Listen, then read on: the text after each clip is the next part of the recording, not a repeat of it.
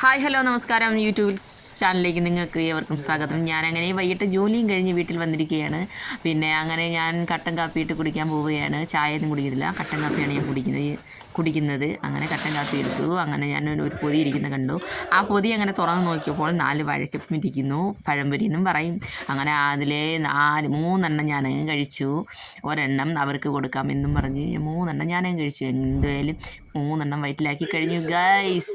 അങ്ങനെ അടുത്ത ഒരെണ്ണം മാത്രമുണ്ട്. അത് ഒരെണ്ണം എന്തുമായാലും 4 പീസാക്കാം. എന്തുമായാലും അതിന് വേദനിച്ചെന്ന് തോന്നുന്നു. എന്തുമായാലും ഞാൻ 4 പീസാക്കി വെച്ചിട്ടുണ്ട് ഗൈസ്.